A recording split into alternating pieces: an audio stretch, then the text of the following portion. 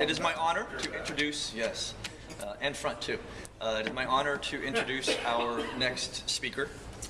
She was born in South Carolina. Yes, South Carolina. Moved to Chicago when she was 10 years old. Yes, lived there a long time. Went to the University of Illinois in Chicago on a scholarship in special education. She majored in deaf and hard of hearing education and dance. And I think if we give her a little shout out, cheer for her, we might get a little bit of that dance. I can't guarantee it. I cannot guarantee this. I'm just saying, maybe we can do that. She's been married for 44 years to her husband, Bill. They moved to California in 1970. They have a son and a daughter.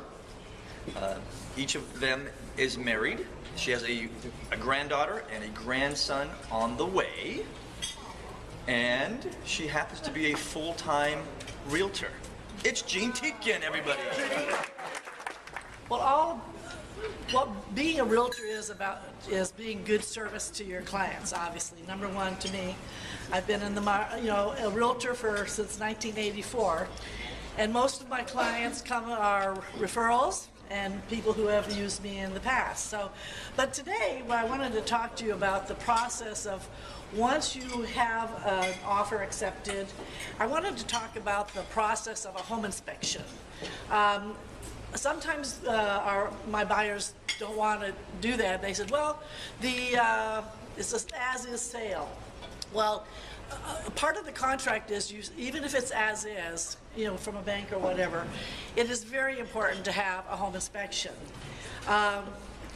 So as soon as you have an accepted offer, we advise the buyer within at least the first 10 to 15 days to have a home inspection. And how to find one, of course, is to ask the realtor. If you've had someone in the business for as long as me, I've had experience with many different kinds of home inspectors in many different companies, and they are not regulated or licensed by the state of California as termite and realtors are. So it is very important to get a referral from your realtor and someone who is perhaps members. There's two associations that home inspectors can join that upgrade their information and their knowledge on a yearly basis. So again, those organizations are ASHA and NAHI, and that means the American Society of Home Inspectors and the National Association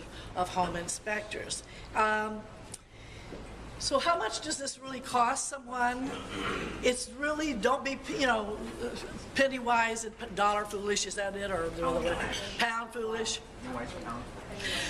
Because usually the minimum, even if it's only a 900 square foot condo, is about $300. But in the long run, it is so important because like I say, a 1,200 or 1,500 square foot home can take the inspector 2 to 3 hours, and what they're inspecting are the systems of the house, plumbing, heating, electrical. They're not going in necessarily to see code violations because if a house was built in 1992, it is not necessary for a seller to bring it up to the code for 2012. Unless perhaps it might be a safety issue, and we always ask then that the seller may or may not be willing to repair some of those, especially in the relationship to, like, say, a garage door opener that has the self, that eye at the bottom where if something gets underneath it would automatically open up for safety if a pet or a child were under it. But it is not the obligation of the seller to repair anything. So you go in and get a very detailed report for your for the property, and ask a lot of questions even before. If you don't get the referral from your realtor, I oftentimes give more than one name if it's somebody who feels most everyone will take my recommendation, but oftentimes I would say, if you feel more comfortable interviewing the inspector ahead of time, I'll give them a couple of names and they can call them on the phone and get a sense of, tell me more about, how you inspect, how long will it take, how much do you charge. And if an inspector says that they prefer the buyer or the agent not be there, hire someone else because it is very important that the buyer and the buyer's agent, even the listing agent, attend that, because it's easier then for them to show you all the parts of the home that may need some attention after they've done their report. Most of the good ones take photographs, just in case I've had them in the past where my clients live out of the area and can't be at the inspection. So it really is helpful if there's anything that's going on. Taking photos of, so let's say there's a corrosion or something around a pipe on a water heater or something like that. It just kind of pinpoints the issue. Maybe it's not leaking, it's just something to say that the buyer should keep a look at it in case it does cause a problem down the road. So it is important. For a lot of times I've heard inspectors over the years saying, I don't want the buyer following me around. Well, yes, I say if you feel the buyer that more comfortable going along with the inspector as they inspect, unless you don't want to crawl in the attic or underneath or up on the roof, it is your right as the buyer, you're paying them for a service, to go along with them and check. And also make sure that your inspector has insurance. Not only liability insurance, but errors and omissions. Errors and omissions will kick in if, for whatever reason, they miss something and it becomes an issue after they've even been in the house for even a year or two or more.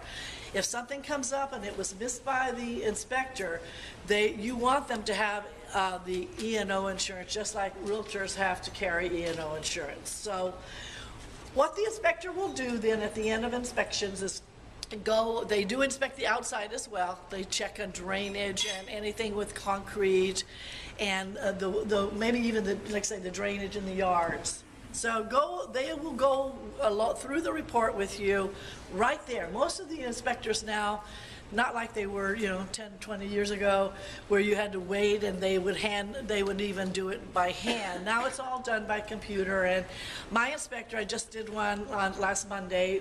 He went right out to his truck, had it printed out, all color and binded, and brought it right back in to my buyer, and we went over all the items. And they'll go, like I say, they go room by room. This happened to be a condo, but they do also check the stairs or the decks that are even the HOA's responsibility. So then you want to know, you kind of divide up those issues. Where are they really major, or are they minor, or are they because most of the time you're only looking for major problems that might affect the house, especially plumbing, heating, and electrical systems. Also, if there is an issue, they will recommend that you hire an additional inspection. If there's something electrical that's showing up, they will advise you to get an electrical contractor or a licensed plumber to come and reevaluate just that, because that's not their absolute expertise. They just want someone who has the specialized the specialized services of that. So they will recommend further inspections as necessary, and you can actually, when we respond to that to the seller, we often will either say we want the seller then to provide that additional inspection and or repair. So many of them will agree to it, and some of them say no. Oftentimes they'll say, here's all your little checklist of what you want the seller to do. We'll just give you a credit of X amount of dollars through escrow, and you hire your own inspections or your own repairs.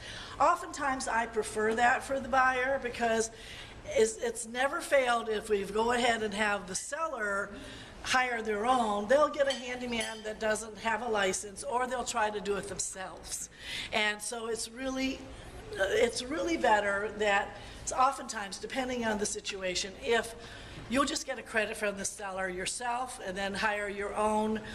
That's how I'm able to give as many leads as I can for a plumber, or if we had an electrician. But carpet cleaner, I give a lot of work to patch, termite, any of those services. It's almost better to let the buyer then be in control of who they would like to hire. Other than that, I think that is a really good service that people don't understand, that there are so many parts of a real estate transaction. It's not just about first finding the house, getting the house, getting an offer even accepted in this market where right now we're having all multiple offers. But it's really important for the realtor to be involved with the buyer, give them all the recommendations and all the hand-holding that they really do need, because this is a huge investment that someone's putting, their money into, and you really want that the house be good to them in return, and that, as much as you can, you're never going to have a perfect house, even in a brand new house.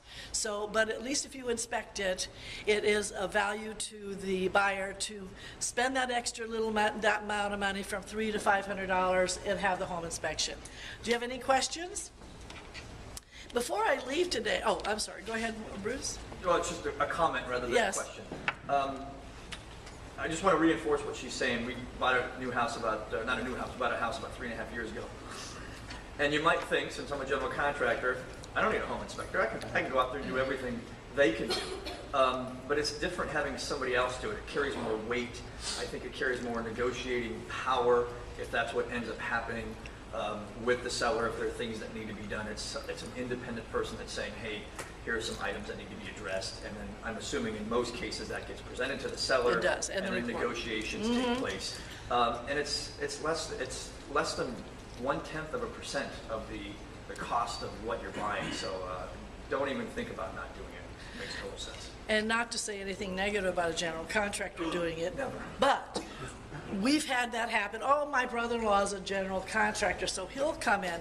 Oftentimes what they're really looking for is, if they're doing work now, they're looking for like code violations and things like that. And that is really not why you're doing, I mean, if the inspector sees those, then they're going to bring them to attention. But oftentimes that's what they're looking for, and they don't have the expertise on looking at all the systems. So, well, I think my time's up. But go ahead, Pat, real quick. Hey, what about mold, though? I found in the home before they said they had the house inspected, and I found mold in the home before. Well, it depends on where it is. Is it behind the wall? Yeah, behind the wall. We don't check behind, there's nothing they can do behind the wall unless there's something that's indicating that there has or has not been any moisture showing up, and they can't go and look at something behind the wall. It's all a visual inspection. That's why you need me. That's why you need me. That's why we'd have to call you. Yeah, exactly.